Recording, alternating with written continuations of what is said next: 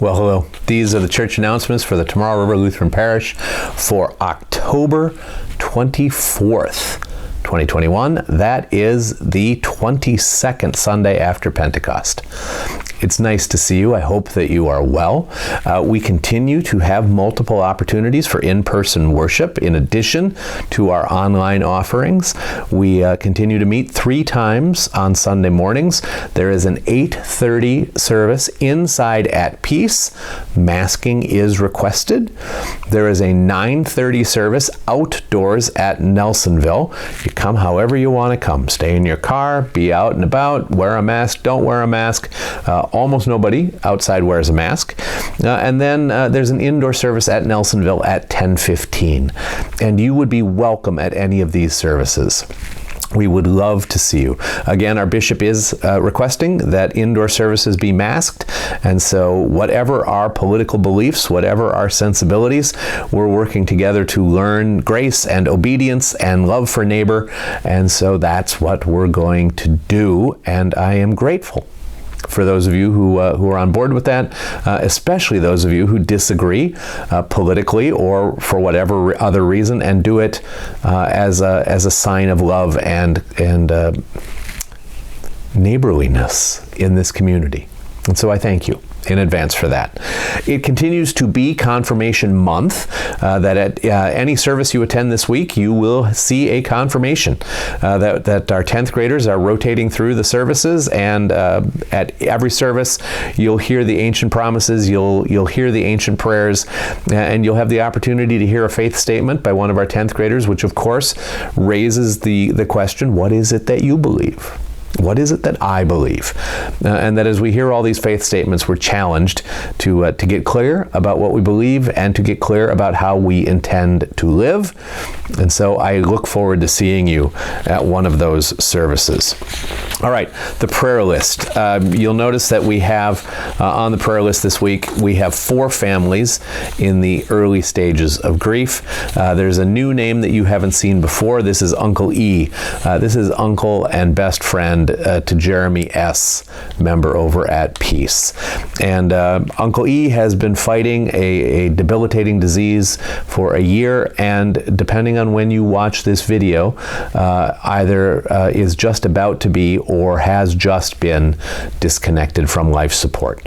So family is gathering and final goodbyes are being said as I make this video, and we commend him into God's arms, and we ask for God's blessing for Jeremy as he takes steps without an uncle and a friend and a mentor that's been a grounding for him for his whole life.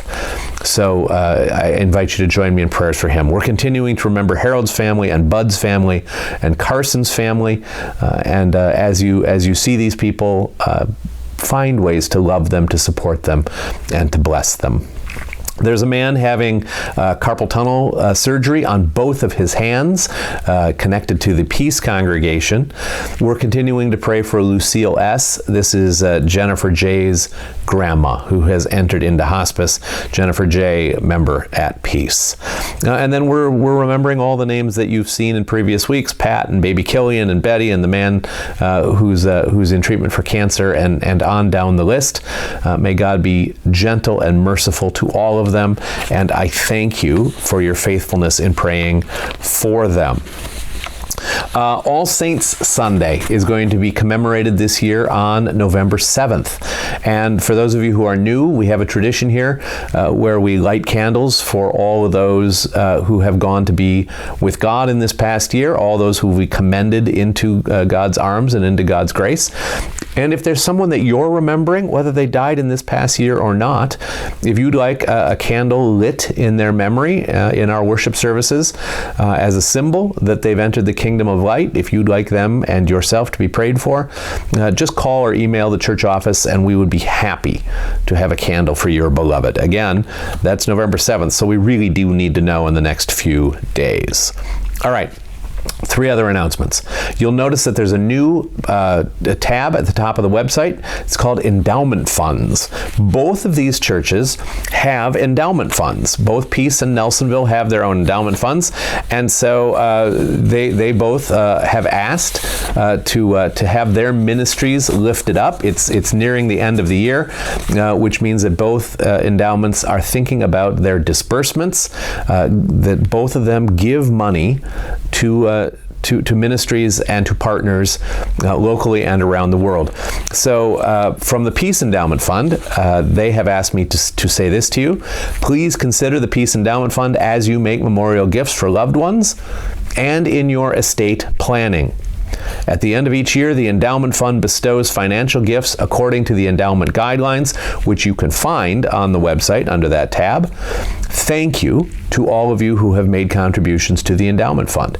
And so I underline that for your consideration and for your prayers. The Nelsonville Endowment Fund has asked me to read this to you. The Nelsonville Church Endowment Fund is accepting grant applications for projects that enhance the work of the church. The Endowment Fund provides financial support for evangelism, education, community outreach, leadership, social justice, and stewardship initiatives that establish our church as an active and present member of the community, locally and globally. Grant application forms are available by calling the church or via the church website. Deadline for this year's funding cycle is December 19th. If you have questions, there are names there of the current committee members, or we'd be happy to take a swing at answering any of your questions if you call me or call the church office. But again, both are transparent and good tools for your giving. Both of them touch lives here in the Tomorrow River community and around the world.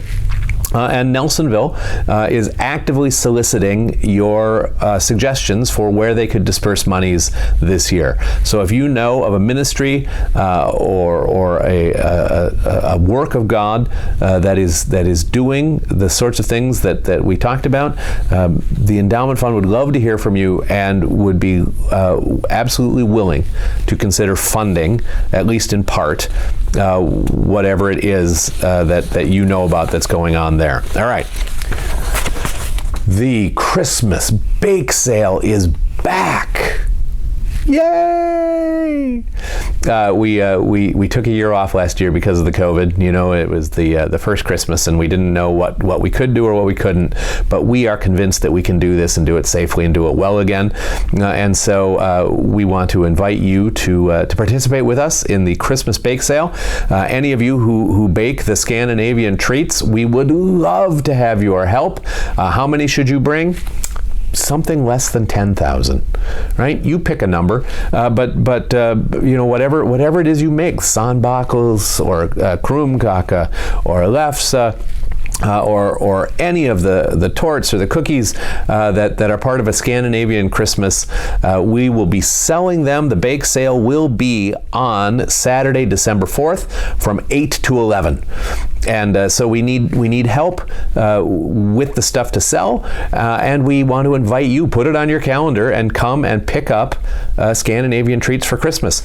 All of the monies raised this year will be matched by a donation. We have a donation that is to take money off of our mortgage to attack the principal of our mortgage, and so all of the money that's raised in the bake sale will be matched in that way. So it is a double gift. Anything you give plus the match, so that the church can increasingly stand on firm foundations financially and continue to do good ministry around the world. All right, the last thing that I know about this time, I know we're already long. Thank you for your patience.